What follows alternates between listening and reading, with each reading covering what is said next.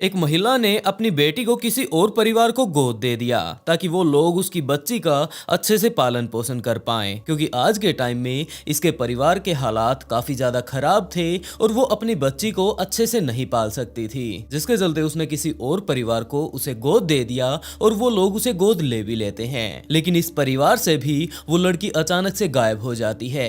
अब के वार वाले जिस परिवार में वो लड़की रहा करती थी, ना तो इस परिवार को पता था कि आखिरकार वो लड़की कहाँ पर गई, और दूसरी तरफ ना ही उसकी सगी माँ को इस बारे में पता था कि उसकी लड़की गई तो गई कहाँ पर। पुलिस वाले इस केस के ऊपर काफी इन्वेस्टिगेशन करते हैं और वो लोग यही बात सोच रहे थे कि आखिरकार एक 12 साल की लड़की की किसके साथ दुश्मनी हो सकती है। लेकिन टाइम बीतने के साथ साथ पुलिस वालों को अपने इस सवाल का जवाब मिल जाता है। टाइम था जनवरी 2015 का, जब ऑस्ट्रेलिया में टियाले पार्मर दोपहर को वापस अपने स्कूल से घर पर आती है। घर पर आने के बाद अपने मॉम डैड से वो हाय हेलो करती है कि अब वो वापस आ चुकी है, खाना अब वो खाना चाहती है, और यूं ही कुछ एक देर तक बातें वो करती है उनसे। और ये लोग उसके सगे माँ बाप नहीं थे, जबकि इन्होंने इसे गोद लिया था। आज के टाइम में इसकी फैमिली में इसके पिता रिक, इसकी मॉम जूलियन और इसके 2 स्टेप भाई जोस और ट्रेड मौजूद थे। ये पूरा ही परिवार टिया का काफी अच्छे से ध्यान रखता था, क्योंकि उन्हें पता था कि कुछ एक साल पहले ही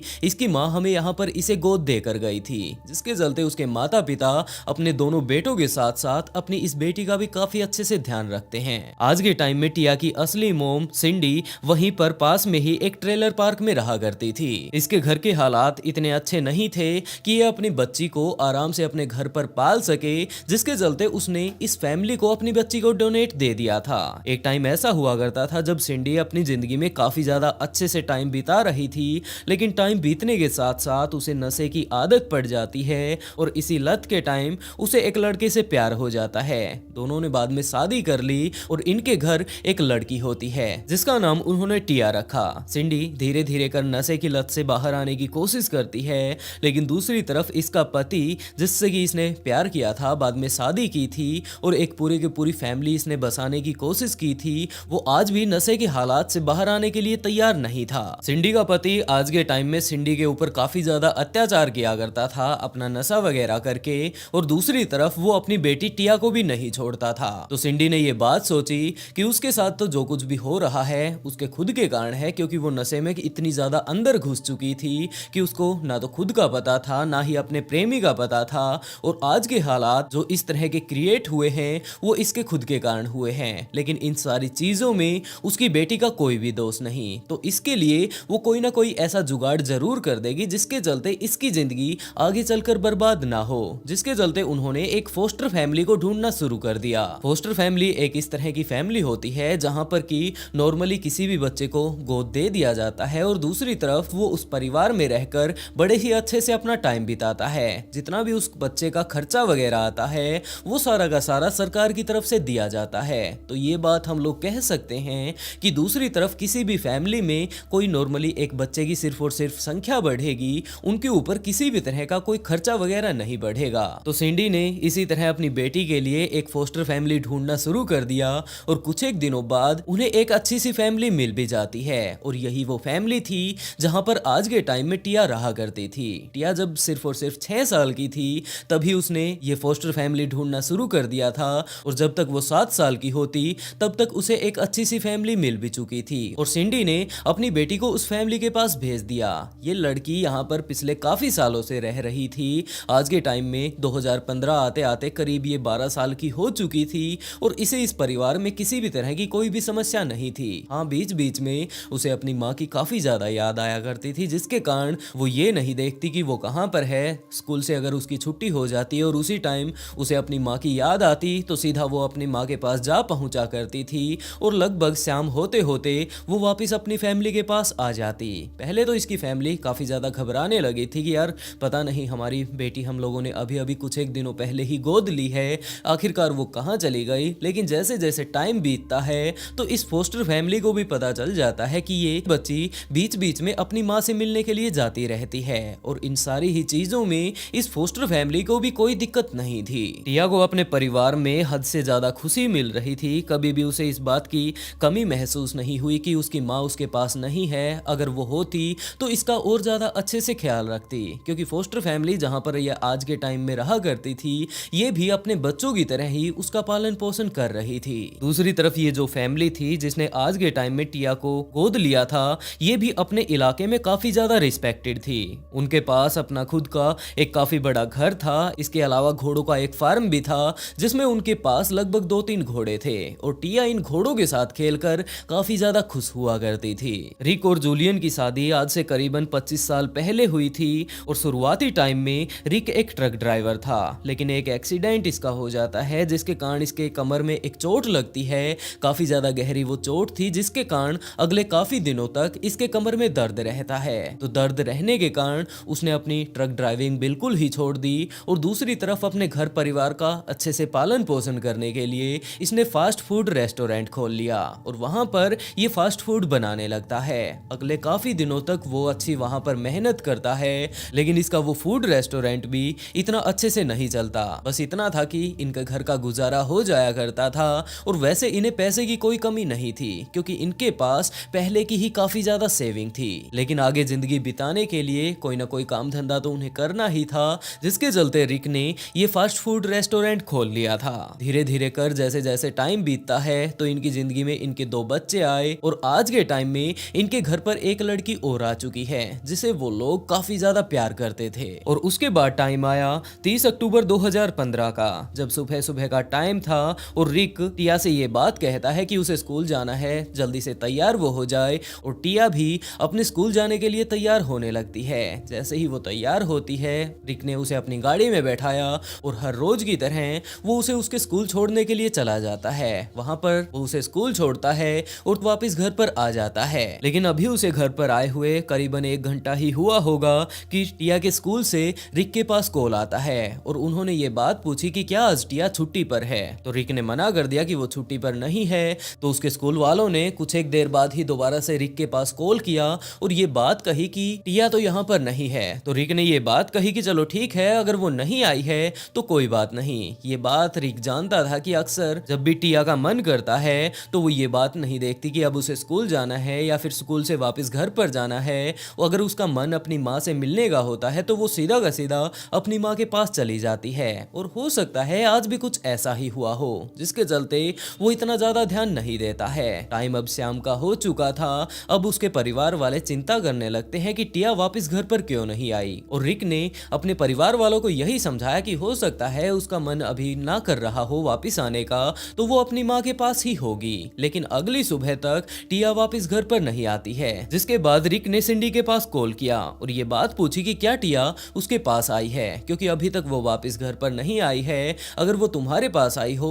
तो जस्ट हम लोग सिर्फ कंफर्म करने के लिए तुम्हारे पास कॉल किया है। लेकिन दूसरी तरफ सिंडी ने साफ इनकार कर दिया कि उसके पास तो टिया आई ही नहीं। ये बात सुनते ही रिक अब काफी ज्यादा परेशान होने लगा था और उसने ये बात बताई कि कल वो सुबह यहाँ से गई थी, मैं उसे स्कूल छोड़ने के लिए गया था, लेकिन वो अपने स्कूल में नहीं पहुंची। मैंने यही बात सोची थी कि शायद वो तुम्हारे यहाँ पर आ गई होगी, लेकिन अब तुम बोल रही हो कि वो तो तुम्हारे पास भी नहीं आई है। और इन सारी ही चीजों को देखकर उन लोगों ने पुलिस के पास कॉल कर दिया। पुलिस वाले जब उनके पास आते हैं कि आखिरी टाइम में उसके साथ कौन था, कहां पर उसने छोड़ा था, तो रिक ने बताया कि हाँ जनाब, मैं उसे स्कूल छोड़ने के लिए गया था। मैंने जाकर उसके स्कूल के सामने ही उसे उतार दिया था और उसके बाद इतना ज्यादा ध्यान मैंने उसके ऊपर नहीं दिया कि वो किस तरफ जा रही है, क्योंकि मुझे उस दिन कार शॉप पर जाना था। वहां पर जाकर काफी सारा सामान मुझे खरीदना था, तो दिमाग में मेरे वही बातें चल रही थी कि मुझे ये चीज लेनी है, ये चीज लेनी है, मैं इन सारी चीजों को भूल ना जाऊं। तो मैंने सिर्फ और सिर्फ टिया को अपनी गाड़ी से उतारा और सीधा वहां से कार शॉप पर चला जाता हूँ। पुलिस वाले जाकर उस कार शॉप पर चेक करते हैं कि क्या ये बंदा यहाँ पर आया था, क्योंकि हो सकता है कि इसके मिसिंग होने के पीछे यही आदमी हो। लेकिन जब पुलिस वाले वहां पर जाते हैं तो उस कार शॉप पर लगे सीसीटीवी कैमरे में रिक कैद हो जाता है और ये बात पुलिस वालों को कंफर्म हो जाती है कि ये आदमी झूठ नहीं बोल रहा है। तो पुलिस वाले अब तहकीकात करने लगते हैं कि आखिरकार वो लड़की कहां पर गई होगी। पुलिस चारों तरफ उसकी छानबीन करने लगती है, लेकिन कुछ भी उनके हाथ नहीं आता। और इसी तरह टाइम बीतते बीतते 5 नवंबर का आ चुका था, जब एक मछुआरा नदी किनारे मछलियां पकड़कर वहीं पर कुछ एक काम कर रहा था कि उसी टाइम उसे दिखाई पड़ता है कि यहाँ साइड में एक डेड बॉडी पड़ी हुई है। ये किसी लड़की की है और उसको ज्यादा ना छेड़ते हुए उसने तुरंत पुलिस वालों के पास कॉल कर दिया और सारी की सारी उस घटना के बारे में पुलिस पुलिस वालों को एक्सप्लेन करके बताया कि मुझे यहाँ पर कुछ ऐसा मिला है। पुलिस वाले वहाँ पर जा पहुँचते हैं, बॉडी को अपने कब्जे में ले लेते हैं और वहाँ आसपास में जितने भी सबूत वगैरह पुलिस वाले इकट्ठा कर सकते थे उन्हें वो लोग करने लगते हैं। लेकिन जब पुलिस वालों ने इस डेड बॉडी को अच्छे से शिनाख्त की तो उन्हें पता चलता है कि ये तो टिया है। ये बात पता चलते ही उन्होंने उसके पिता को बुलाया, उसकी मोम को बुलाया और सारा का सारा परिवार वहां पर उनका आ चुका था। इस लड़की को यहाँ पर काफी ज्यादा गंदे तरीके से मारा गया था। इसके शरीर पर सिर्फ और सिर्फ इसके अंडरगारमेंट के अलावा कुछ भी नहीं था।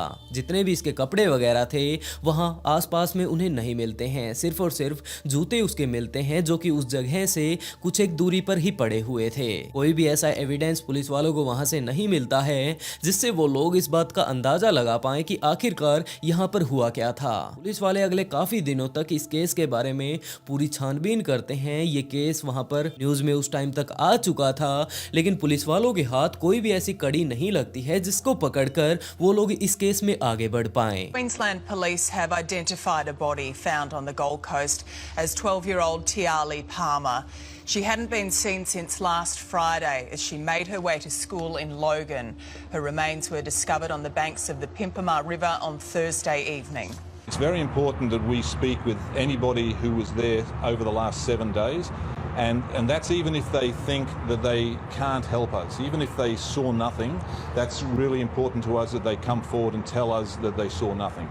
और अभी तक पुलिस वाले जिस लड़की को ढूंढ रहे थे ये बात बोलकर कि एक मिसिंग गर्ल है, वो मिसिंग गर्ल का केस अब किलिंग का बन चुका था, क्योंकि इसके पोस्टमार्टम रिपोर्ट को देखकर ये बात पता चलती है कि इसके गले को बड़े ही बेरहमी से दबाया गया था और उसी कारण इसने अपनी जान गंवाई है। लेकिन इसका कातिल कौन है, यहाँ तक ये लड़की कैसे आई, इन सारी ही चीजों को पुलिस वाले जानने के लिए अगले काफी दिनों तक इन्वेस्टिगेशन करते हैं। पुलिस वालों के साथ साथ काफी सारे जासूस भी इस केस के ऊपर काम करते हैं और उन लोगों का ये दावा है कि जब रिक अपनी बेटी को वहां पर स्कूल के सामने छोड़कर चला गया था तो हो सकता है, जैसे कि इनके परिवार वालों ने बताया, कि ये अक्सर अपनी मां सिंडी से मिलने के लिए उसके पास चली जाया करती थी, तो उसी टाइम किसी बंदे ने इसे किडनैप कर लिया हो और उसके बाद उसके साथ ये सब करके यहाँ पर उसे फेंक दिया हो।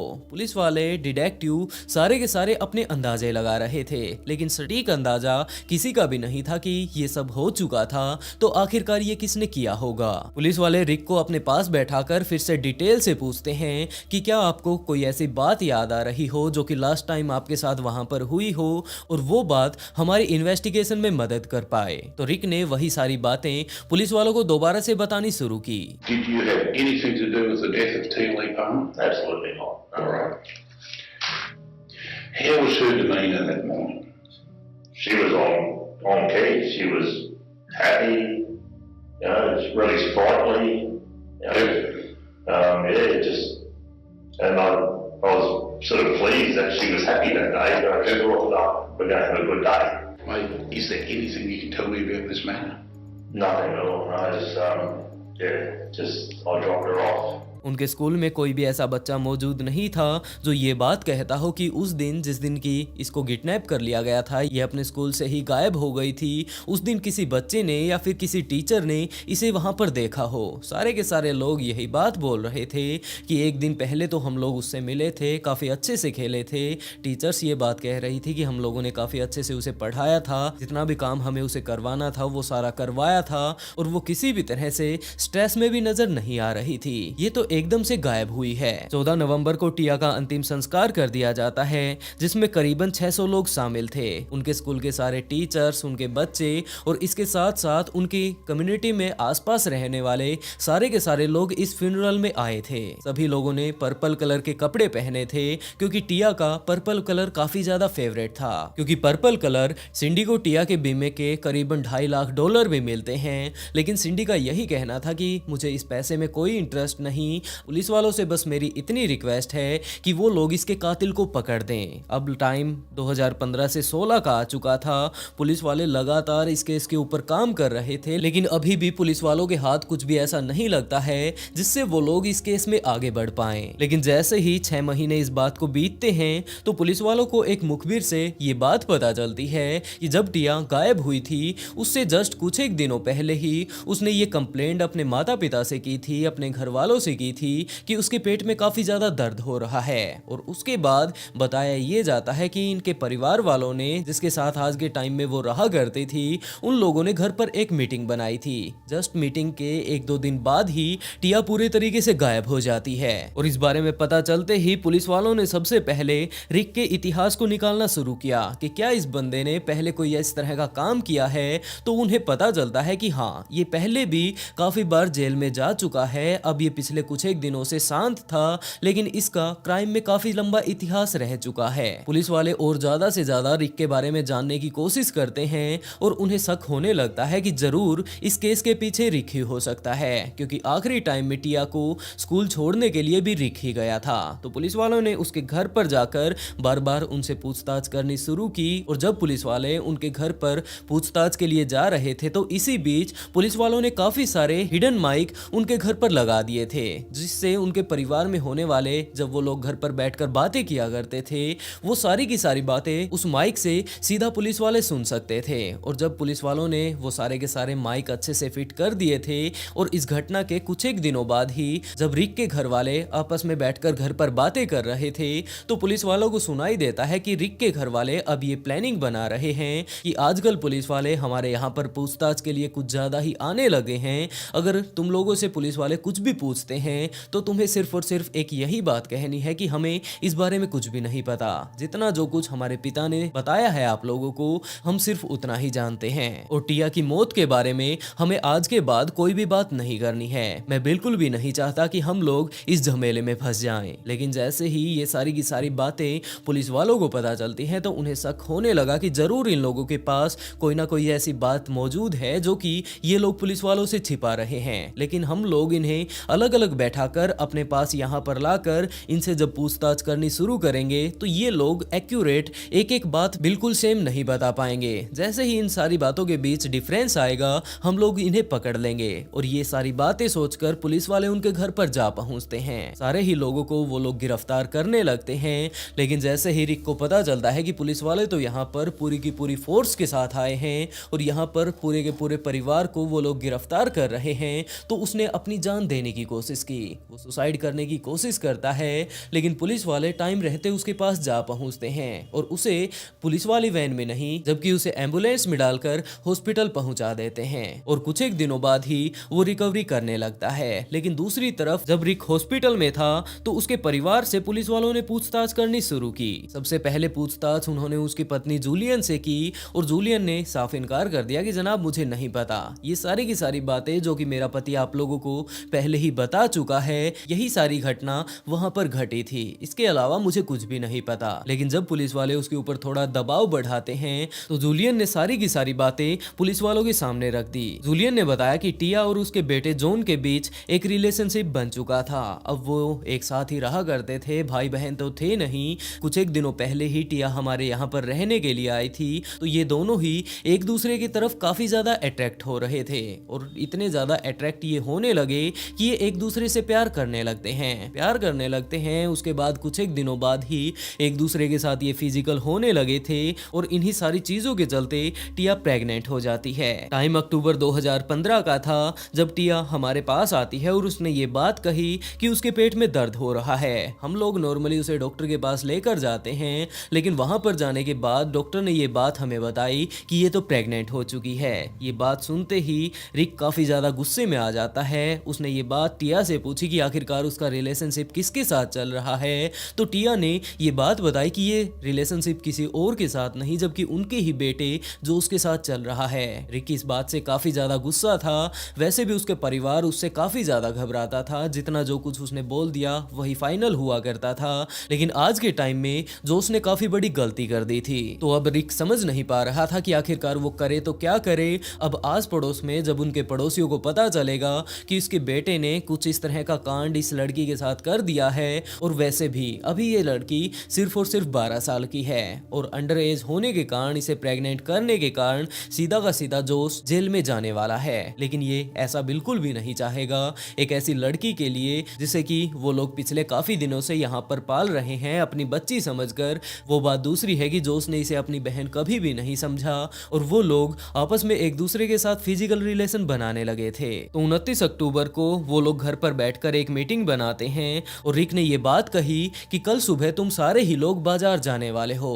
किसी में भी इतनी हिम्मत नहीं थी कि रिक से ये बात पूछ पाए कि हम लोग सारे के सारे बाजार में जाकर क्या करेंगे और हम लोग क्यों जाने वाले हैं वहां पर, जबकि सारे ही लोग इस बात के लिए मान जाते हैं और ये बात बोलकर सभी लोग सोने के लिए चले जाते हैं। जूलियन भी सोने के लिए चली जाती है और सोने के लिए जाने से पहले उसने टिया को गुड नाइट किया। नॉर्मली जिस तरह वो लोग आमतौर पर रात को खाना खाया करते थे, आराम से बैठकर उन लोगों ने खाना खाया, उसके बाद गुड नाइट बोलकर सारे ही लोग सोने के लिए चले जाते हैं। अगली सुबह होती है, सारे ही लोग जिस तरह की एक दिन पहले ही तय हो चुका था मार्केट के लिए चले जाते हैं और घर पर सिर्फ और सिर्फ टिया और रिक बचते हैं। और उसके बाद हम सभी लोग बाजार चले जाते हैं। हमें नहीं पता कि पीछे से क्या हुआ। जस्ट हम लोग वापस आते हैं तो पीछे से रिक ये बात बोल रहा था कि वो टिया को इस तरह स्कूल छोड़ने के लिए गया था और उसके बाद वो गायब हो चुकी है। वैसे हमें भी पता था कि इसके पीछे रिक ही है, लेकिन हम लोग इतनी हिम्मत नहीं कर पाए कि उससे पूछ पाए कि उसने उसके साथ क्या किया।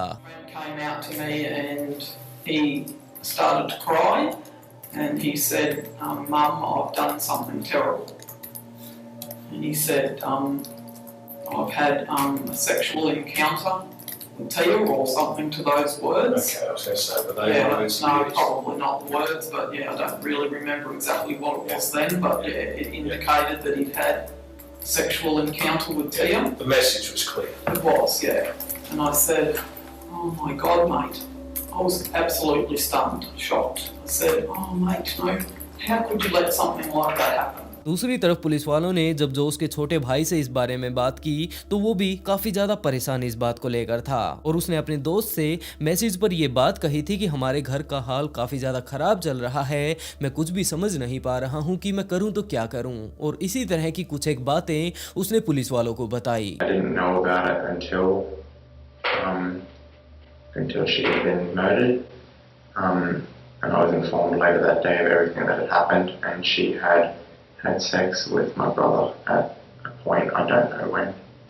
Dad called us into the lounge room to discuss that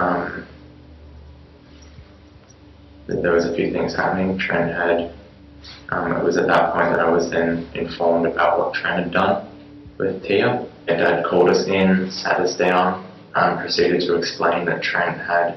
लेकिन दूसरी तरफ रिक अब होश में आ चुका था। अब वो लगभग पूरे तरीके से ठीक हो चुका था, जिसके बाद पुलिस वाले उसे अपने साथ पकड़कर पुलिस स्टेशन ले आते हैं और वहां पर लाकर जब उससे पूछताछ वो लोग करने लगते हैं तो रिक ने साफ इनकार कर दिया कि जनाब मुझे नहीं पता कि आखिरकार उस लड़की के साथ क्या हुआ है और अब पता नहीं मेरे दिमाग में क्या बात चल रही थी जो मैंने ये सुसाइड अटेम्प्ट कर लिया। दूसरी तरफ पुलिस वालों ने बताया कि ये जो तुमने सुसाइड अटेम्प्ट किया था इसका कारण हमें पता चल चुका है, तुम्हारी पत्नी जो कुछ जानती थी वो सारी बातें हमें बता चुकी है, तुम्हारे दोनों ही बेटे जितना जितना जो कुछ उन्हें पता था वो सारी बातें बता चुके हैं, जितने सबूत वो लोग हमें दे सकते थे वो भी हमें दे चुके हैं। और इसके अलावा पुलिस वालों ने ये भी बताया कि हम लोगों ने इस तरह से तुम्हें पकड़ा है, तुम्हारे घर पर काफी सारे माइक लगे हुए थे, तो अब तुम ज्यादा छिपाने की इस केस को कोशिश मत करो, नहीं तो हम लोगों को और ज्यादा मशक्कत करनी पड़ेगी। जिसके बाद रिक इस बात के लिए मान जाता है और उसने सारी की सारी बातें डिटेल से बताई। उसने बताया कि जनाब मेरे बेटे ने कुछ इस तरह का कांड उस लड़की के साथ कर दिया था,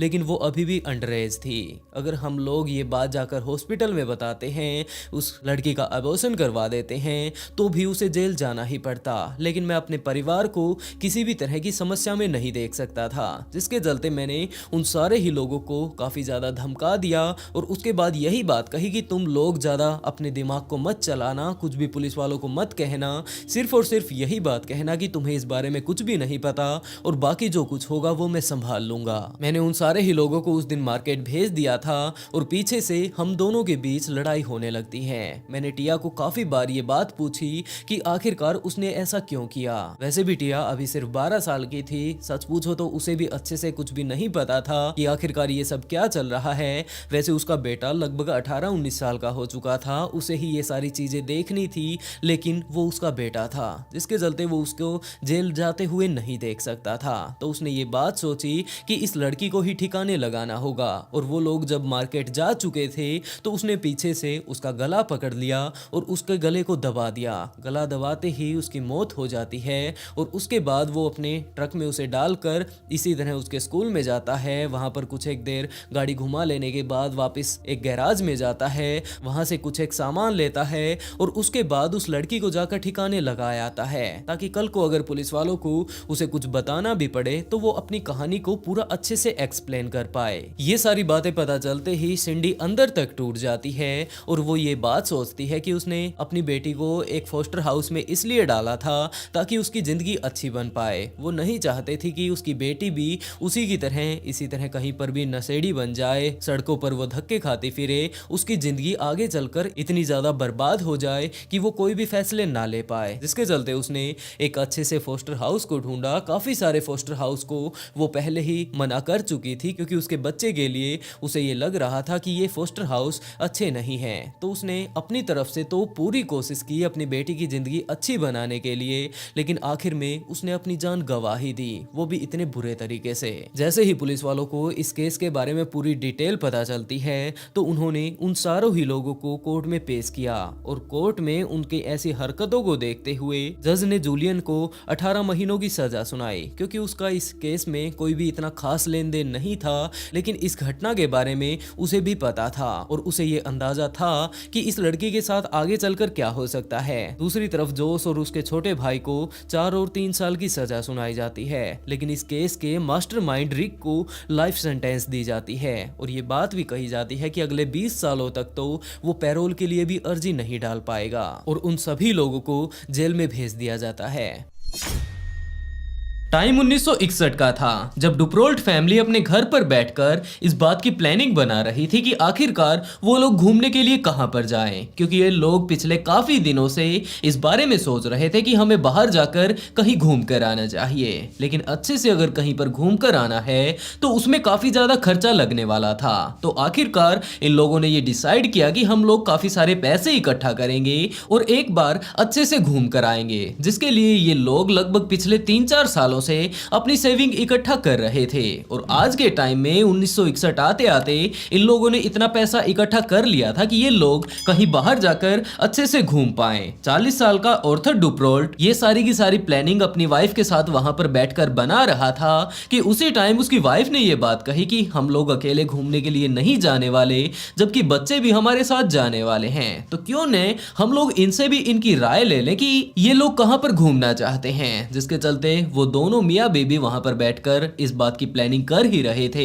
कि तभी उन्होंने अपने तीनों बच्चों को भी वहां पर बुला लिया ताकि वो उनसे भी पूछ पाए घूमने की अच्छी अच्छी जगह कौन कौन सी हैं। और आखिर में उन लोगों ने ये डिसाइड किया कि वो लोग एक बोट लेकर फ्लोरिडा से बहामा जाने वाले हैं। बीच में जितने भी आइलैंड वगैरह आएंगे वो उन सारे ही आइलैंड को विजिट करेंगे और वहां पर खूब सारी मस्ती करेंगे। इन्हीं सारी चीजों के बारे में उन लोगों ने प्लानिंग वगैरह अपनी बना ली थी, लेकिन अब जो अगला टारगेट था, उनकी जो मेन दिक्कत वो ये कि वो लोग बोट कहां से लेकर आएंगे। जिसके चलते आर्थर ने ये बात कही कि तुम लोग इस बात की चिंता बिल्कुल भी मत करो, मैं जाकर कोई ना कोई जुगाड़ कर लूंगा। और वो फोर्ट लेडवेल बीच पर जाकर एक शिप किराए पर ले भी लेता है जो कि काफी ज्यादा बड़ी थी और वो लोग उसमें बैठकर बड़े ही आराम से अपना रास्ता एंजॉय करते हुए बिता सकते थे। लेकिन अब वो खुद तो इस बोट को चलाने से रहे, जिसके चलते उन्हें एक ड्राइवर की भी जरूरत पड़ने वाली थी। तो आर्थर इसी तरह निकल पड़ता है एक ड्राइवर ढूंढने के लिए जो कि इस शिप को अच्छे से चला पाए। और इसी तरह ढूंढते ढूंढते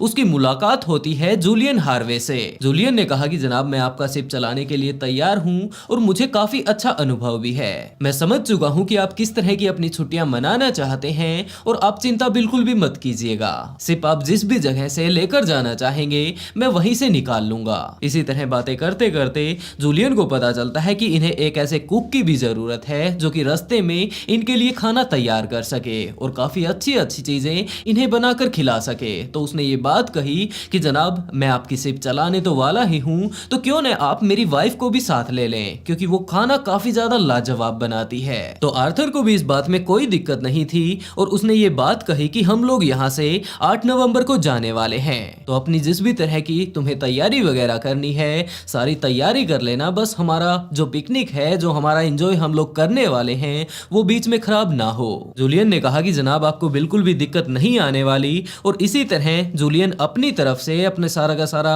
जो कुछ उसे सामान लेकर आना था वो सामान ले आता है, अपनी वाइफ को भी अपने साथ वो ले आता है। और दूसरी तरफ डुप्रोल्ट फैमिली ने भी अपनी सारी पैकिंग वगैरह कर ली थी जो कि वो लोग अपने ट्रिप में यूज करने वाले थे। तो 8 तारीख को वो लोग सुबह सुबह फ्लोरिडा से बहामास के लिए निकल पड़ते हैं। 8 के बाद 9 तारीख आई, 10 तारीख आई, 11 तारीख आई और इसी बीच जो बीच बीच में जितने भी आइलैंड वगैरह आ रहे थे वो उन सारे आइलैंड पर रुककर वहां पर जितनी भी उन्हें मस्ती वगैरह करनी थी, वहां पर जितनी भी अच्छी अच्छी चीजें थी, उन सारी चीजों को एंजॉय करते हुए, खाना पीना खाते हुए, जितने भी बीचेस वगैरह थे उनके ऊपर जो अच्छी अच्छी चीजें मिल रही थी वहां पर वो सारी चीजें खरीद कर जो भी उन्हें ये लग रहा था कि मेरे काम की है, सारी उन लोगों ने शॉपिंग वगैरह की। और वहां पर जो अच्छा अच्छा खाना मिल रहा था वो लोग खाना खाते जा रहे थे। वो आगे से आगे यूं ही बढ़ते रहते हैं और जो भी अच्छी अच्छी चीजें आ रही थी उन्हें एंजॉय करते रहते हैं। और उसके बाद टाइम आया 12 नवंबर का, जब उन्हें वापस फ्लोरिडा के लिए जाना था। लेकिन 12 नवंबर को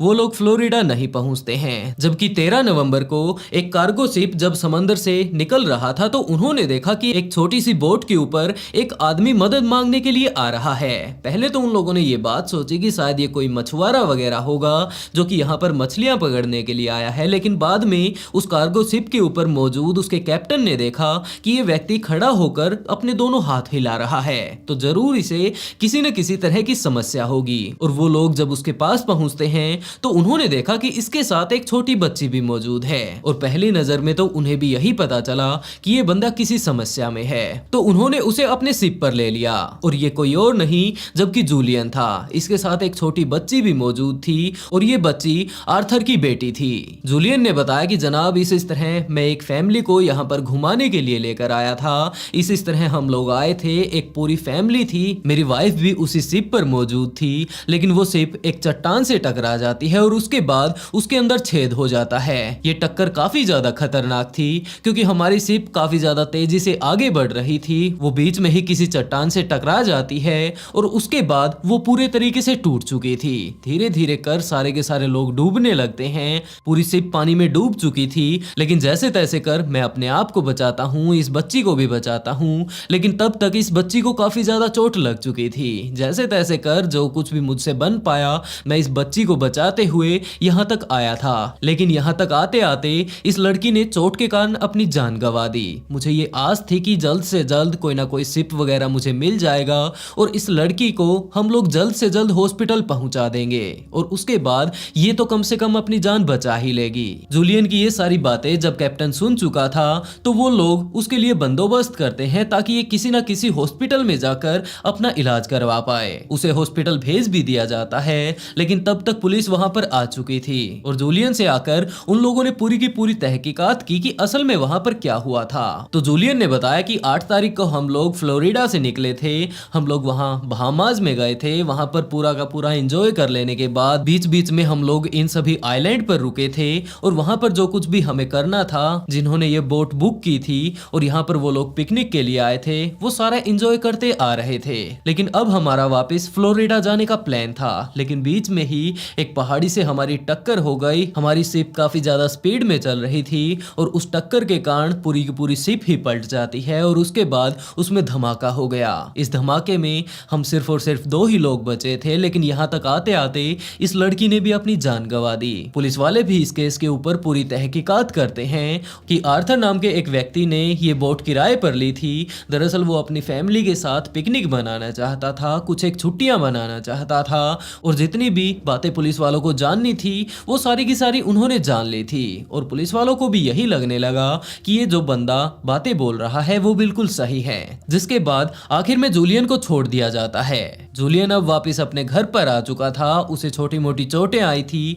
और कुछ एक दिनों बाद ही वो रिकवर हो जाने वाला था। लेकिन इस घटना के कुछ एक दिनों बाद ही पुलिस वाले जूलियन के पास वापस आते हैं और उन्होंने आकर जूलियन को एक खुशखबरी दी, और वो ये थी कि जो उनका शिप पलट चुका था और उसमें उसे ये लग रहा था कि सारे के सारे लोग अपनी जान गंवा चुके हैं, उनमें से एक लड़की और भी बच चुकी है। दरअसल आर्थर की जो 2 बेटियां थी, उनमें से एक तो वो अपने साथ ले आया था बचाने के लिए, लेकिन वो बच नहीं पाई, वो बात अलग है। लेकिन आर्थर की दूसरी बेटी इस हादसे में बच जाती है और आज के टाइम में उसका हॉस्पिटल में इलाज चल रहा है। जूलियन इस बात को सुनकर काफी ज्यादा खुश होता है और उसके बाद पुलिस वाले वहां से चले जाते हैं। लेकिन अगले ही दिन पुलिस वालों को पता चलता है कि जूलियन ने तो अपनी जान गंवा दी है, उसने खुद की ही जान खुद ही ले ली है। लेकिन इस बारे में अभी तक कुछ भी नहीं पता कि आखिरकार उसने ये सब क्यों किया, क्योंकि 16 नवंबर को एक और शिप इसी तरह जा रहा था जिसके अंदर काफी सारे लोग मौजूद थे।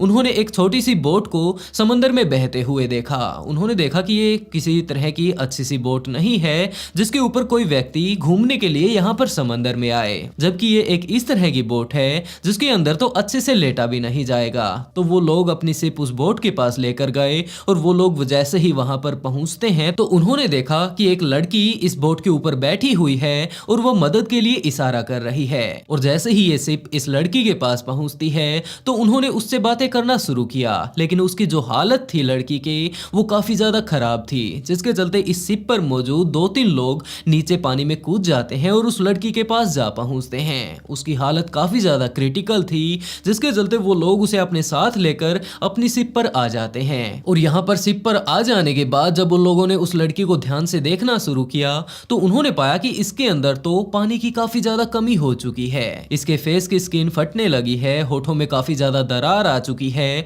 पपड़ियां अब होठों की बनने लगी थी। तो उन लोगों ने उसके मुंह को अच्छे से साफ किया, उसे पानी वगैरह पिलाया और उसके बाद उसे कुछ खाने को दिया। कुछ एक देर बाद ही उस लड़की की जान में थोड़ी जान आई और उसने बताया कि उसका नाम टेरी जो डुप्रोल्ट है। वो अब इतनी अच्छी सिचुएशन में नहीं थी, जिसके चलते वो ज्यादा बात तो नहीं कर पाती है, बस इतना बोल लेने के बाद वापिस वो बेहोश होने लगती है। ये चीज देखकर उस शिप पर मौजूद लोग समझ चुके थे कि ये लड़की पिछले काफी दिनों से, हमें नहीं पता कि ये कितने दिनों से यहाँ पर होगी, ये भूखी प्यासी यहाँ समंदर में भटक रही थी और हमें जल्द से जल्द इसे हॉस्पिटल पहुंचा देना चाहिए। जिसके बाद वो लोग समंदर के किनारे आ पहुंचते हैं और उन लोगों ने इमरजेंसी को तुरंत कॉल किया और पुलिस वाले एम्बुलेंस का वेट नहीं कर सकते थे, जिसके चलते उसे हेलीकॉप्टर में ही बैठाकर हॉस्पिटल पहुंचा दिया जाता है।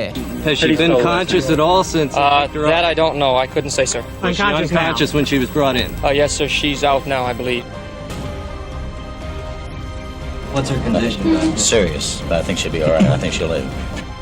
वहां पर अगले 3-4 दिनों तक उसका अच्छे से इलाज चलता है और दूसरी तरफ जूलियन को इस बारे में बताया जाता है कि आपने जिस फैमिली के बारे में बताया था, जितने भी फैमिली के मेंबर्स के बारे में बताया था, उनमें से एक लड़की जिसका नाम टेरी जो डुप्रोल्ट है वो जिंदा बच चुकी है और आज के टाइम में उसका हॉस्पिटल में इलाज चल रहा है। और ये बात पता चलते ही जूलियन काफी ज्यादा घबरा गया। वैसे तो उसने पुलिस वालों को ये बात कही कि मैं इस बात के लिए काफी ज्यादा खुश हूँ कि उनमें से चलो कोई तो जिंदा वापिस आया, लेकिन जैसे ही पुलिस वाले वहां से जाते हैं तो उसने खुद की ही जान ले ली और उसने 2 पेजों का एक सुसाइड नोट भी छोड़ा, जिसमें ये बात उसने लिखी थी कि अब मैं काफी ज्यादा भाग चुका हूं और अब भागने की मेरे अंदर हिम्मत नहीं है, और उसने अपनी जान गंवा दी। लेकिन जूलियन की ऐसी हरकत से पुलिस वाले भी काफी ज्यादा शॉक थे कि आखिरकार इस बंदे ने ऐसा क्यों किया और जिस तरह का ये लेटर लिख कर गया है ये आखिरकार इसने क्यों किया, क्योंकि इसके हाथ में नहीं था उन लोगों को बचाना। जैसा कि इसने बताया था कि शिप का एक्सीडेंट हो गया था तो ये उन्हें कैसे बचा सकता था, और वैसे भी इस लड़की के मिल जाने के बाद इसने ये सारे के सारे कांड रचे हैं। तो ये इसने ऐसा क्यों किया है, इस बात का खुलासा तो ये लड़की ही कर पाएगी। और जैसे ही 3-4 दिन बीतते हैं तो टेरी जो अब होश में आने लगी थी, अब वो काफी अच्छा फील कर पा रही थी और उसके बाद पुलिस वालों ने पूछना शुरू किया कि बेटा वहां पर असल में उस शिप पर हुआ क्या था। तो टेरी जो ने बताना शुरू किया कि टाइम 12 नवंबर का था जब सारे लोग बड़े ही खुश थे और सारे के सारे अपने अपने कामों पर लगे हुए थे। हमारी जितनी भी छुट्टियां अभी तक गई थी वो बिल्कुल परफेक्ट थी। हम लोगों ने ऐसा ही कुछ सोचा था कि हम लोग बाहर जाकर एंजॉय करेंगे और हम लोग ऐसा ही कर रहे थे। रात का टाइम हो चुका था। रात का डिनर वगैरह अच्छे से कर लेने के बाद सारे के सारे लोग अपने अपने रूम में चले जाते हैं। मैं भी अपने रूम में चली गई क्योंकि सोने का टाइम हो चुका था और उसे अपने रूम में गए हुए अभी 1 घंटा ही हुआ होगा। उसे अब थोड़ी थोड़ी नींद आने लगी थी। वो बड़े ही आराम से अपने बेड पर लेटी हुई थी कि उसी टाइम बाहर से चीखने और चिल्लाने की आवाजें आने लगती है। वो काफी ज्यादा घबरा चुकी थी उस टाइम क्योंकि वो सिर्फ 12 साल की थी और उसे कोई अंदाजा नहीं था कि बाहर चल क्या रहा है और वो बाहर जाकर आखिरकार करे तो क्या करे, जिसके चलते वो वहीं पर चुपचाप लेटी रहती है। लेकिन इस घटना के लगभग 10-15 मिनट बाद ही उसने अपने भाई की आवाज बाहर सुनी जो कि अब चिल्ला रहा था और मदद मांग रहा था। वो इस बात को सुनकर अब काफी ज्यादा घबराई हुई तो थी ही, लेकिन जब उसका भाई मदद के लिए चिल्ला रहा था तो वो बाहर जाने लगती है। वो सीधा ही बाहर नहीं चली गई, जबकि अपने भाई के मदद मांगने के लगभग 5-10 मिनट बाद वो बाहर जाती है। लेकिन जैसे ही वो बाहर पहुंची तो उसने देखा कि उसकी माँ और उसका भाई वहीं जमीन पर पड़े हुए हैं। उनके शरीर से काफी ज्यादा खून निकल रहा है और उन दोनों ने अपनी जान गंवा दी है। दूसरी तरफ जूलियन के हाथ में एक बंदूक है जो कि अपनी वाइफ के साथ इस टाइम लड़ाई कर रहा है। वो इस टाइम काफी ज्यादा घबरा गई और वापस अपने रूम में चली जाती है। उसको कुछ भी समझ नहीं आ रहा था कि बाहर क्या चल रहा है और इस टाइम रात का टाइम था। आसपास में कोई और बोट भी नहीं थी जिससे वो मदद मांग सके। वैसे तो जूलियन ने उस टाइम उसे देख लिया था जब वो आकर उसे देखती है और वापस अपने रूम में चली जाती है, लेकिन उसने ये सारी चीजें देख लेने के बाद भी उसे कुछ भी नहीं कहा। बस वो बाहर मौजूद सारे लोगों के ऊपर लगातार गोलियां चला रहा था और उसने ही उस शिप को खराब किया था, उसका एक्सीडेंट किया था, जिसके कारण धीरे धीरे कर जैसे जैसे टाइम बीतता है उस शिप में पानी भरने लगता है और वहां पास में ही मौजूद एक जो बोट मौजूद थी उसमें उसकी बहन को डालकर, जो कि इस टाइम अपनी जान गंवा चुकी थी, उसे दूसरी तरफ जाने लगता है। शायद उसने ये बात सोची होगी कि यहाँ पर अब सारी की सारी चीजें डूब तो जाएंगी ही और उसी में टेरी जो भी अपने आप अपनी जान गंवा देगी। लेकिन उसे कोई अंदाजा नहीं था कि तब तक टेरी जो बाहर आ चुकी थी और अपनी जान बचाने के लिए वो यही बात सोच रही थी कि यहाँ से जूलियन भी जा चुका है और अब वो करे तो क्या करे। और इसी तरह शिप में ढूंढते ढूंढते उसे एक छोटी सी ये बोट मिलती है जिसका बाहरी हिस्सा प्लास्टिक जैसी चीज से बना हुआ था और बीच में जाल जैसा कुछ बना हुआ था। पूरी शिप अब डूबने की कगार पर थी और उसके पास इसके अलावा कोई भी सहारा नहीं था, तो वो इसी में बैठ जाती है। और 12 तारीख को ये सारी की सारी चीजें हुई थी, 13 तारीख को, 14 तारीख को, 15 तारीख अब तक आ चुकी थी। उसे काफी ज्यादा भूख लगी हुई थी, प्यास भी उसे लगी हुई थी, लेकिन वो करती तो क्या करती। दूर दूर तक सिर्फ और सिर्फ समंदर के अलावा उसे कुछ भी नजर नहीं आ रहा था। दिन में हद से ज्यादा गर्मी हो जाया करती थी, रात के टाइम ठंड भी उसे लगा करती थी और आधा तो वो हमेशा ही गीला रहा करती थी। और अगले 3-4 दिन उसने यूं ही बिताए, जिसके बाद 16 तारीख को जब वो काफी ज्यादा बुरी हालत में थी, भूख प्यास से उसकी तबीयत बिगड़ चुकी थी, उसे एक शिप दिखाई देता है। लेकिन उसके अंदर इतनी भी हिम्मत नहीं थी कि वो उस शिप को रुकवा सके। बस उन शिप वालों ने ही खुद उसे देख लिया और उन लोगों के दिमाग में ये बात आई कि इतनी दूर कोई इस तरह की शिप में शिकार करने के लिए नहीं आ सकता। जिसके बाद उसे ऊपर लिया गया और उन लोगों ने उसे कुछ खाना पीना वगैरह दिया और आखिर में उसे यहाँ हॉस्पिटल में पहुंचाया गया और उसके बाद उसकी जान बच पाई। और इसकी ये पूरी कहानी सुन लेने के बाद पुलिस वालों को पता चल चुका था कि जूलियन ने ये सारे कांड रचे थे। अब टेरी जो भी पुलिस वालों की सिक्योरिटी में थी, तो ये सारी बातें पुलिस वालों को जब पता चलती तो वो लोग जूलियन को जाकर गिरफ्तार कर लेते और जिस तरह का उसने कांड रचा है उसके ऊपर काफी मुकदमे चलने वाले थे, जिसके चलते उसने पहले ही अपनी जान गंवा दी और ये लेटर लिख दिया कि वो भाग भाग कर थक चुका है। पुलिस वाले इस केस के ऊपर और ज्यादा इन्वेस्टिगेशन करते हैं और उसके बाद उन्हें पता चलता है कि जूलियन ये कांड पहले भी कर चुका है। दरअसल उसने अपनी वाइफ का एक बीमा करवा रखा था $20,000 का और उसे ही पाने के लिए वो अपनी वाइफ को मार रहा था।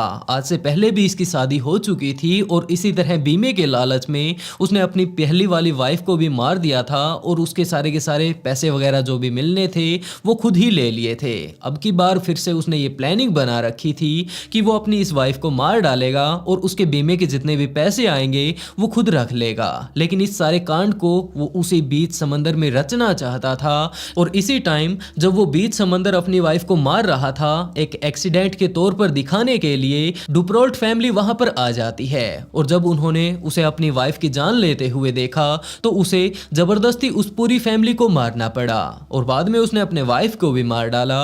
लेकिन यहाँ पर आकर जब तक वो उसके बीमे के पैसे लेता उससे पहले ही ये सारा का सारा कांड हो गया। टेरी आज के टाइम में बड़ी हो चुकी है और उसका यही कहना है कि समंदर के बीच उसने वो बिताए 3 से 4 दिन उसके काफी ज्यादा खतरनाक थे, लेकिन आखिर में समंदर ने उसकी मदद की और एक ऐसी जगह पर पहुंचा दिया उसे जहां पर उसे मदद मिल सकती थी। और आज के टाइम में भी वो ये सारा का सारा क्रेडिट समंदर को ही देती है कि समंदर ना होता तो शायद मैंने अपनी जान गंवा दी होती।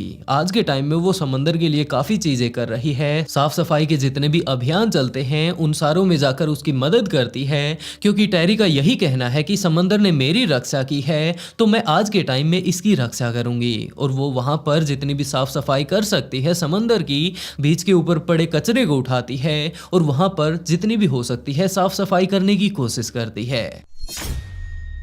क्या हो अगर आपका दोस्त आपके पास आए और आकर आपको ये बात बताए कि कुछ एक लोग उसे परेशान कर रहे हैं, वो जाकर उनसे बदला लेना चाहता है और उस बदला लेने में वो आपकी मदद चाहता है। तो काफी सारे लोग ऐसे सामने आएंगे जो कि अपने दोस्त की मदद करेंगे, लेकिन ऐसे में एक अननोन बंदा आपके पास आए और आकर ये बात कहे कि किसी व्यक्ति को मार्केट के बीच जाकर तुम्हें पीटना है और उसके बदले वो तुम्हें मुंह मांगी रकम देगा। तो काफी सारे लोग ऐसे सामने आएंगे जो कि इस बात से साफ इनकार कर देंगे, क्योंकि उन्हें बिल्कुल भी नहीं पता कि जो पिटने वाला बंदा है उसने क्या गलती की है। लेकिन हाँ, कुछ एक लोग उस टाइम भी ऐसे होंगे जो कि उस काम को करने के लिए तैयार हो जाएंगे, क्योंकि उन्हें सिर्फ और सिर्फ पैसा दिखाई दे रहा है। लेकिन इन सारी चीजों को एक तरफ रखिए और मैं बात कर रहा हूं अब सपने के बारे में, कि आपको एक सपना आए जिसके अंदर एक अननोन क्रिएचर जो कि आपको दिखाई ही नहीं दे रहा है और दिखाई दे भी रहा है तो आप समझ नहीं पा रहे हैं कि वो क्या है।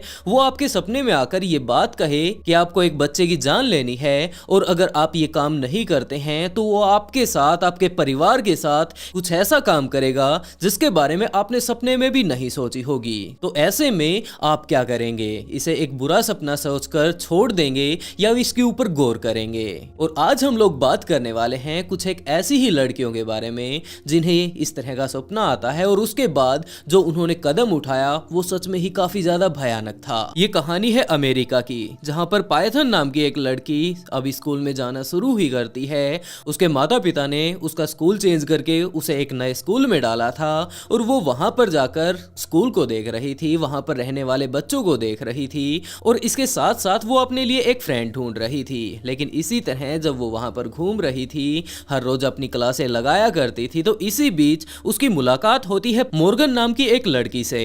मॉर्गन उस टाइम अपने स्कूल के पार्क में बड़े ही आराम से, शांति से अकेली बैठी हुई थी। तो पाइथन ने ये बात सोची कि ये लड़की कौन है, इतनी अलग ये बाकी स्कूल के बच्चों से क्यों बैठी है। यही सारी की सारी बातें जानने के लिए और उसे अब एक नए दोस्त की भी जरूरत थी। वो उसके पास जा पहुंचती है और उसके पास थोड़ी देर बैठ लेने के बाद, उससे बातें कर लेने के बाद उसे पता चलता है कि इसका नाम मॉर्गन है और इसे ज्यादा बोलना पसंद नहीं। वो इसीलिए यहाँ पर साइड में आकर बैठी हुई थी और कुछ एक देर आपस में जब ये दोनों लड़कियां बातें करती हैं तो इन दोनों को ही एक दूसरे का बिहेवियर काफी ज्यादा पसंद आया। अभी ये लड़कियां काफी ज्यादा छोटी थी, दोनों की ही एज लगभग 12-13 साल की थी, तो ये आपस में दोस्ती कर लेती हैं। पाइथन और मॉर्गन जब आपस में थोड़ी देर बैठकर बातें करती हैं, हर रोज वो स्कूल आया करती थी, एक दूसरे के साथ ज्यादा से ज्यादा वो टाइम बिताती हैं। तो इसी बीच पाइथन को ये बात पता चलती है कि मॉर्गन को ड्राइंग करने का काफी ज्यादा शौक है। हाँ, वो ज्यादा बोलती नहीं है,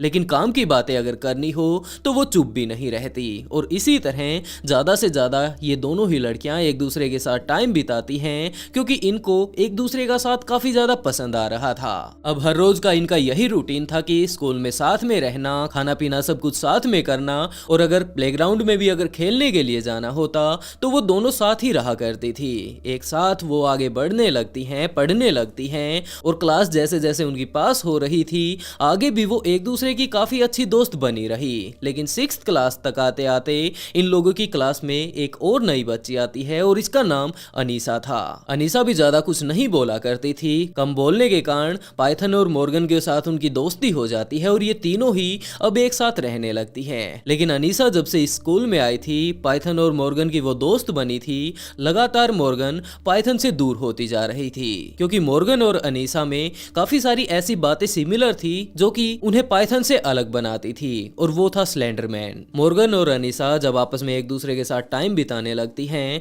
तो अनीसा ने काफी सारी ऐसी बातें मॉर्गन को बताई और मॉर्गन ने काफी सारी ऐसी बातें अनीसा को बताई जिसमें ये दोनों ही विश्वास रखा करती थी। लेकिन पाइथन ने जब उनकी उन बातों के बारे में सुना तो उसने कहा कि ये क्या बकवास है, मैं इन सब चीजों में बिल्कुल भी बिलीव नहीं रखती। और वो था स्लेंडरमैन। मॉर्गन का ये कहना था कि स्लेंडरमैन नाम का एक क्रिएचर है जो कि काफी ज्यादा खतरनाक होता है और वो बच्चों को उठा ले जाता है, इसलिए बच्चों को उससे दूर ही रहना चाहिए, और अगर वो कोई काम कहता है तो उसे बच्चों को तुरंत पूरा कर देना चाहिए, नहीं तो वो इसके लिए काफी बड़ा खतरा बन सकता है। इसी तरह की मॉर्गन और अनीसा पूरा का पूरा दिन बातें किया करते थे, लेकिन पाइथन को ये सारी की सारी बातें उनकी समझ नहीं आया करती थी, जिसके चलते धीरे धीरे कर टाइम जैसे ही बीतता है पाइथन उन दोनों से दूर हो जाती है। लेकिन आज के टाइम में भी ये तीनों दोस्त थी। मॉर्गन को जब से अपनी नई दोस्त अनीसा मिली थी तो वो स्लेंडरमैन के बारे में और ज्यादा उससे बातें करती है, और इसी तरह की काफी सारी और भी बातें करती है कि अगर हम लोग स्लेंडरमैन की सारी बातों को मान लेते हैं तो वो हमें अपने वर्ल्ड में लेकर जाएंगे, वहां पर जितने भी खिलौने मौजूद हैं, जितने भी झूले उसकी दुनिया में हैं, वो सभी सैर करने के लिए हमें मिलने वाले हैं। यही सारी वो बातें किया करते थे कि स्लेंडरमैन की दुनिया किस तरह की होगी, ये कैसा होगा, वो कैसा होगा। कि इसी बीच एक टाइम ऐसा भी आया जब अनीसा ने आकर मॉर्गन से ये बात कही कि कल रात मैंने सपना देखा था और वो काफी ज्यादा भयानक था। मॉर्गन ने ये बात पूछी कि तुमने ऐसा क्या देख लिया, तो अनीसा ने मॉर्गन को बताया कि मेरे सपने में खुद स्लेंडरमैन आया था। ये बात सुनते ही मॉर्गन के भी कान खड़े हो गए कि आखिरकार उसके बाद क्या हुआ, मुझे जल्दी से बताओ। तो अनीसा ने बताना शुरू किया कि वो मेरे पास आया था और उसने ये बात कही थी कि वो मुझे अपने साथ अपने वर्ल्ड में लेकर जाएगा। वहां पर काफी सारी चीजें ऐसी मौजूद हैं जो कि बच्चों के लिए ही उसने बनाई है। यही सब बातें वो अगले काफी दिनों तक आपस में बैठकर डिस्कस करते हैं, और इस घटना के कुछ एक दिनों बाद ही अनीसा से ये बात कही कि स्लेंडरमैन मेरे सपने में भी आया था, और उसने मुझे भी यही बात कही कि अगर तुम भी मेरी दुनिया में आना चाहती हो तो तुम्हें वो सारे के सारे काम करने होंगे जो कि मैं तुम्हें कहने वाला हूँ। लेकिन वो दोनों स्लेंडरमैन से काफी ज्यादा घबराती थी, जिसके चलते उन्होंने साफ इनकार कर दिया कि हमें उसके ऊपर ज्यादा ध्यान नहीं देना चाहिए, ये एक काफी ज्यादा खतरनाक क्रिएचर है, और अगर हम लोग एक बार इसकी दुनिया में चले जाते हैं तो वहां पर काफी सारी चीजें ऐसी मौजूद हैं जिनसे हम लोग खेल सकते हैं और काफी सारी चीजें कर सकते हैं। लेकिन अगर हम लोग उसकी दुनिया में चले जाते हैं तो हम लोग पूरे तरीके से उसके कंट्रोल में आ जाएंगे, और उसके बाद हमें भी नहीं पता कि वो हमारे साथ किस तरह का बर्ताव करेगा। इसी बारे में अगले और काफी दिनों तक वो यूं ही बातें करते हैं और ज्यादा उसके सपने देखने लगते हैं। लेकिन इन्हीं सपनों के बीच एक टाइम ऐसा भी आया जब मॉर्गन ने अनीसा से ये बात कही कि स्लेंडरमैन अब हर रोज ही मेरे सपने में आने लगा है, और उसने ये बात कही है कि अगर तुम मेरे साथ नहीं चलना चाहती तो जबरदस्ती मैं तुम्हें अपने साथ लेकर जाऊंगा। और इसी तरह के अगले काफी दिनों तक उन्हें स्लेंडरमैन के सपने आते रहते हैं। अब वो दोनों ही घबराने लगी थी कि अगर स्लेंडरमैन उन्हें जबरदस्ती ही अपने साथ पकड़ कर लेकर चला जाएगा तो उनका क्या होगा। कि इसी बीच अनीसा को एक बार फिर से स्लेंडरमैन का सपना आता है, और उसने सपने में आकर अनीसा से ये बात कही कि चलो ठीक है, तुम मेरे साथ नहीं चलना चाहती तो मुझे कोई दिक्कत नहीं, लेकिन तुम अगर नहीं जाना चाहती, तुम्हारी दोस्त नहीं जाना चाहती, तो मुझे एक ऐसे बच्चे की जरूरत है जो कि मेरे साथ जा सके, और अब उस बच्चे का जुगाड़ तुम्हें ही करना होगा, और अगर तुम ये नहीं करती हो तो मैं तुम्हारी जिंदगी को बर्बाद कर दूंगा, और सिर्फ तुम्हारी नहीं जबकि तुम्हारे पूरे परिवार की ऐसी हालत कर दूंगा जिसके बारे में तुमने कभी ख्वाबों में भी नहीं सोचा होगा। अनीसा अगले दिन वापस अपने स्कूल आती है, मॉर्गन को इस बारे में बताती है, मॉर्गन भी इसी बारे में सोचने लगती है, और कुछ एक दिनों बाद ही स्लेंडरमैन मॉर्गन के सपने में भी आकर यही बातें कहने लगता है। अब वो दोनों ही लड़कियां काफी ज्यादा घबरा चुकी थी, और उन्हें ये बात लगने लगी थी कि अगर सच में ही हम लोग स्लेंडरमैन को लाकर कोई बच्चा नहीं देते हैं तो वो हमारे साथ काफी ज्यादा बुरा करेगा, और हो सकता है वो हमारे परिवार के ऊपर भी हमला कर दे, जिसमें हमारे परिवार का कोई भी सदस्य जिंदा जिंदा ना रहे। अब वो दोनों ही लड़कियां काफी ज्यादा घबरा चुकी थी। आपस में वो लोग बातें कर रहे थे कि अपने परिवार को बचाने का अब पूरा का पूरा दायित्व हम पर ही है और हमें किसी न किसी ऐसे बच्चे का जुगाड़ करना होगा जो कि हम लोग स्लेंडरमैन को सौंप पाएं। अब वो हर रोज स्कूल आकर इसी बात की चिंता करने लगी थी कि अब हम लोग किसी बच्चे का इंतजाम कहां से करेंगे। और इसी तरह जब वो प्रॉब्लम में बैठी हुई थी तो उसी टाइम उनके पास पाइथन आ जाती है। पाइथन आकर यही बात पूछती है कि हर रोज तुम्हारा दिमाग पता नहीं कहां कहां चलता रहता है और आज बताओ आखिरकार तुम लोगों ने क्या सोचा है और तुम्हारा जो वो स्लेंडरमैन है उसकी क्या नई कहानी आज तुम बताने वाली हो। ये बात सुनते ही मॉर्गन और अनीसा एक दूसरे की तरफ देखते हैं और दोनों ही वहां से उठकर चली जाती हैं। लेकिन जब वो लड़कियां वहां से उठकर जा चुकी थी तो आगे जाकर उन्होंने ये प्लान बनाया कि पाइथन भी तो एक बच्ची ही है, क्यों न हम इसे ही स्लेंडरमैन के हवाले कर दें। वैसे भी ये स्लेंडरमैन में विश्वास नहीं रखती और स्लेंडरमैन से जब ये मिलेगी तो इसका भी वहम दूर हो जाएगा। यही बात आपस में वो करने लगती हैं और उसके बाद वो वापस पाइथन के पास आ पहुंचती है। कुछ एक देर उसके साथ बातें करती हैं और स्कूल की जैसे ही छुट्टी हुई वो वापस घर पर चली जाती हैं। लेकिन अगले दिन उन दोनों ही लड़कियों ने ये प्लान बनाना शुरू किया कि आखिरकार इसे हम स्लेंडरमैन के पास कैसे पहुंचाएंगे। तो उन्होंने ये बात सोचनी शुरू की कि कुछ एक दिनों बाद ही मॉर्गन का बर्थडे आने वाला है और बर्थडे की रात उसके सारे दोस्त उसके घर पर आने वाले हैं, तो क्यों न वो पाइथन को अपने घर पर ही रख ले। मॉर्गन और अनीसा ने बिल्कुल इसी तरह का प्लान बनाया और पाइथन से यही बात कही कि रात काफी ज्यादा हो चुकी है, अब तुम वापस कहां जाओगी, आज तो अनीसा भी यहीं पर रुक रही है तो क्यों न तुम भी यहीं पर रुक जाओ। और ये बात बोलकर वो पाइथन को मॉर्गन के घर पर ही रोक लेती हैं। वो तीनों ही पूरी रात बैठकर वहां पर बड़े ही मजे से पार्टी करती हैं। खाना पीना जो कुछ भी उन्हें करना था उनके माता पिता ने पहले ही बच्चों के लिए सारा जुगाड़ कर दिया था। सब कुछ खा पी लेने के बाद वो बच्चे सो जाते हैं। लेकिन जैसे ही अगली सुबह हुई तो मॉर्गन ने अनीसा को जगाया और साथ ही पाइथन को भी जगाया और ये बात कही कि आज तो संडे है, तुम आराम से अपने घर चले जाना, पहले क्यों न हम लोग खेल लें। यही बात बोलकर मॉर्गन ने अपनी माँ से ये बात कही कि मैं अपनी फ्रेंड्स के साथ खेलने के लिए बाहर जाना चाहती हूँ, तो क्या हम तीनों बाहर खेल सकते हैं। तो मॉर्गन की माँ ने भी यही कहा कि ठीक है तुम जाकर खेल लो लेकिन तीनों साथ ही रहना। मॉर्गन इस बात की हाँ भरकर वहां से चली जाती है और वो तीनों ही लड़कियां जो कुछ भी अपने खाने पीने का सामान लेना था उसे लेकर वहां पास में ही मौजूद पार्क में जा पहुंचती है। वहां पर बैठकर कुछ एक देर तक तो वो खेलती हैं और उसके बाद उन्होंने प्लानिंग बनाई कि यहाँ पास में ही मौजूद जो एक जंगल टाइप का इलाका है क्यों न हम लोग वहां पर जाकर कैंपिंग करें। वहां जाकर थोड़ी देर हम लोग घूमेंगे फिरेंगे और अपना खेल पूरा हो जाने के बाद हम लोग वापस आ जाएंगे। वो तीनों ही लड़कियां इस बात के लिए हाँ भर लेती हैं और उस जंगल के वो लोग काफी ज्यादा अंदर जा घुसे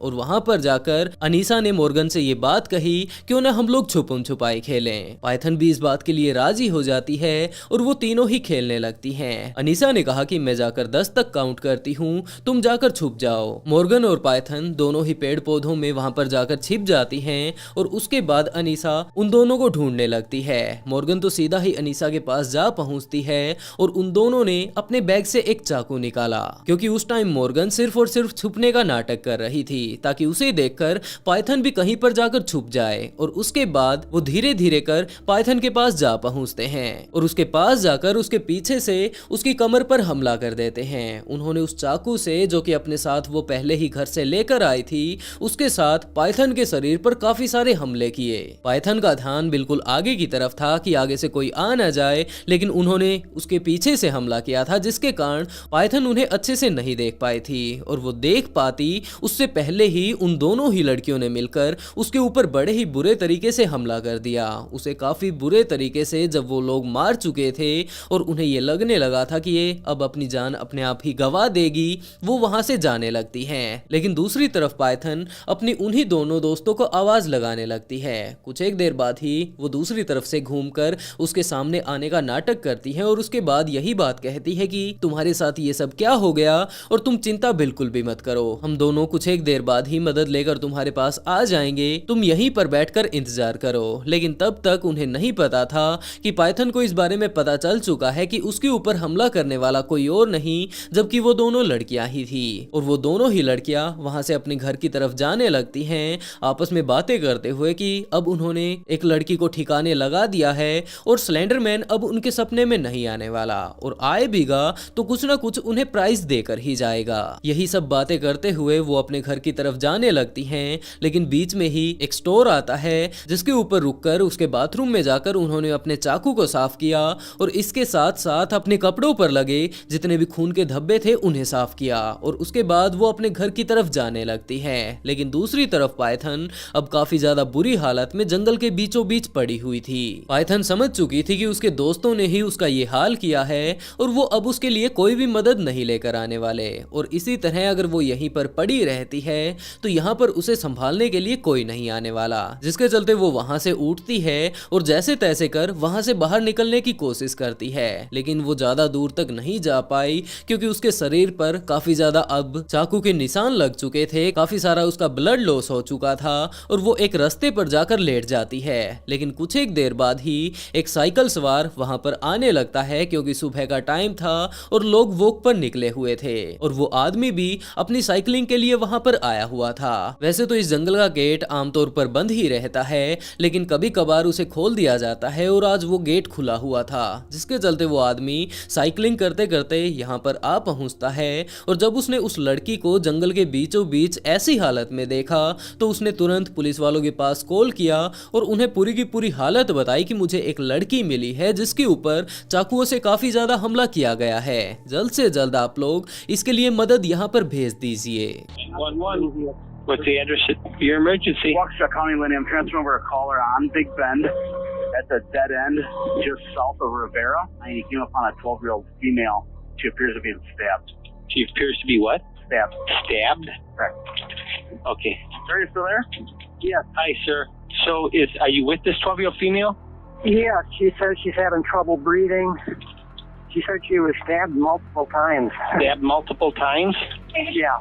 कुछ एक देर बाद ही पुलिस वाले वहां पर आ पहुंचते हैं एम्बुलेंस के साथ और उस लड़की को लेकर हॉस्पिटल जा पहुंचते हैं। हॉस्पिटल में जब उस लड़की का इलाज किया जा रहा था तो डॉक्टर्स भी कुछ समझ नहीं पा रहे थे कि आखिरकार इस तरह का हाल इसका किसने किया होगा, क्योंकि इतना बुरा हाल तो किसी का एक्सीडेंट में भी नहीं होता। और उसका जब सारा का सारा इलाज हो चुका था तो डॉक्टर्स ने आकर पुलिस वालों को ये बात बताई कि एक चाकू का जख्म इतना ज्यादा गहरा था कि अगर बाल जितना भी आगे बढ़ जाता तो वो चाकू सीधा इसके दिल में लगने वाला था और उसके बाद ये बिल्कुल भी नहीं बचने वाली थी। यही सारी बातें वो कर रहे थे और इस घटना के कुछ एक देर बाद ही पाइथन के माता पिता वहां पर आ पहुंचते हैं। पाइथन वैसे तो इस टाइम काफी ज्यादा सीरियस कंडीशन में थी, लेकिन उसने बता दिया था कि आखिरी टाइम वो अपने दोस्तों के साथ थी, जिसके चलते पुलिस वाले उसके दोस्तों के घर जा पहुंचते हैं। लेकिन वो अभी भी घर पर नहीं पहुंचे थे और जब पुलिस वालों ने उनकी तलाश शुरू की तो उन्हें गिरफ्तार कर लिया जाता है और उन्हें लाकर पुलिस स्टेशन में जब उनसे पूछताछ शुरू की गई तो वो लोग काफी ज्यादा अजीबोगरीब जवाब दे रहे थे। उन्होंने ये बात कही कि हाँ, हमने ये सारा काम किया है, लेकिन ये हमने अपनी मर्जी से नहीं किया, जबकि ये सारी की सारी काम हमने स्लेंडरमैन के कहने पर किए हैं। अगर हम ऐसा ना करते तो वो हमें जिंदा नहीं छोड़ने वाला था और इसके साथ साथ वो हमारे पूरे परिवार को निपटा देता। पुलिस वालों को कुछ भी समझ नहीं आ रहा था कि आखिरकार ये लोग किस चीज के बारे में बात कर रहे हैं और इस बारे में जब और ज्यादा डिटेल से उनसे पूछा जाता है तो उन्होंने पूरे की पूरी कहानी बताई कि आखिरकार ये स्लेंडरमैन कौन है, वो उन्हें किस तरह से आकर ये बात बोल रहा था कि उसे एक बच्चे की जरूरत है, या तो वो खुद आ जाए या फिर वो किसी और बच्चे का जुगाड़ करवा दे। अगर ऐसा वो नहीं करते हैं तो वो उनके फैमिली के ऊपर हमला कर देगा और उसके परिणाम के बारे में हम लोग अंदाजा भी नहीं लगा सकते। ये सारी की सारी उनकी हरकतें देखकर पुलिस वालों ने यही बात कही कि इन लड़कियों के बारे में हम लोग और ज्यादा डिटेल से बाद में जानेंगे, पहले इनका मेडिकल चेकअप करवाओ। और जब इन दोनों ही लड़कियों की मेडिकल रिपोर्ट आती है तो उसमें ये बात साफ साफ लिखी हुई थी कि ये दोनों ही लड़कियां मानसिक तौर पर स्वस्थ नहीं हैं। इन्होंने अपना खुद का एक वर्ल्ड बना लिया है जिसके अंदर काफी सारे क्रिएचर हैं और उन्हीं क्रिएचर में से एक स्लेंडरमैन भी है जो कि इन्हें तरह तरह के ऑर्डर दे रहा था। और उसी स्लेंडरमैन ने ये बात कही थी कि अगर वो टाइम रहते किसी लड़की को उसके पास नहीं लेकर आते हैं तो वो इसके परिवार को जान से मार डालेगा। पाइथन की अब जान बच चुकी थी, लेकिन दोनों लड़कियां अब पुलिस की हिरासत में थी। लेकिन हिरासत का भी क्या करेंगे वो लोग, क्योंकि इन्हें तो दिमागी तौर पर काफी ज्यादा दिक्कत हो रही थी, जिसके चलते ये केस कोर्ट में भी पहुंचता है। और वहां पर जज ने जब उन दोनों ही लड़कियों के ऐसे कारनामों के बारे में सुना तो उन्हें इलाज के लिए हॉस्पिटल भेज दिया और ये बात कही कि जब तक ये लड़कियां ठीक नहीं हो जाती पूरे तरीके से इन्हें रिलीज नहीं करना है। और उसके बाद हम लोग इनकी हालत को देखेंगे कि किस तरह का इनके अंदर सुधार होता है और उसके बाद देखेंगे कि आखिरकार इनका करना क्या है। अगले काफी दिनों तक मॉर्गन और अनीसा हॉस्पिटल में रहते हैं और वहां पर रहकर अनीसा की धीरे धीरे कर हालत सुधरने लगती है। और उसके बाद डॉक्टर्स का ये कहना था कि इसमें काफी सारा बदलाव है और ये लड़की काफी हद तक ठीक हो चुकी है। कुछ एक दिक्कत अब इसे रही है, अगर ये लगातार दवाइयां लेती रहती है तो ये ठीक हो जाएगी, जिसके चलते कोर्ट के आदेश के अनुसार उसके पैर पर एक मशीन लगा दी जाती है और ये क्राइटेरिया फिक्स कर दिया जाता है कि ये लड़की अपने घर से सिर्फ इतना ही दूर जा सकती है। अगर इससे बाहर जाती है तो ये कोर्ट का उल्लंघन माना जाएगा और इस लड़की को जेल में डाल दिया जाएगा, जिसके चलते वो अगले काफी दिनों तक अपने घर में ही कैदी की तरह समय बिताती है। लेकिन अभी भी मॉर्गन की हालत काफी ज्यादा खराब थी, जिसके चलते उसे अगले काफी दिनों तक हॉस्पिटल में ही रखा जाता है और आज के टाइम में भी उन दोनों का इलाज चल रहा है। वैसे दोस्तों, आप लोग इस केस के बारे में क्या कहना चाहेंगे और खास तौर पर स्लेंडरमैन के बारे में, क्योंकि काफी सारे लोगों का ये मानना है कि एक ये रियल क्रिएचर है। और अगर रियल क्रिएचर है भी तो आप लोगों को क्या लगता है कि क्या ये इस तरह बच्चों के पास आकर ये बात बोलता होगा कि मैं तुम्हें छोड़ देता हूँ लेकिन तुम अपने जैसे ही किसी और बच्चे को मुझे ला कर दे दो। और क्या आप लोगों को इस तरह का पहले कभी सपना आया है? अपनी राय कमेंट बॉक्स में जरूर बताइएगा। और आज की स्टोरी आप लोगों को कैसी लगी इस बारे में भी बताना बिल्कुल ना भूलें। और इसी तरह की और इंटरेस्टिंग स्टोरी सुनने के लिए ऑफबीट पॉडकास्ट को सब्सक्राइब जरूर कर लें।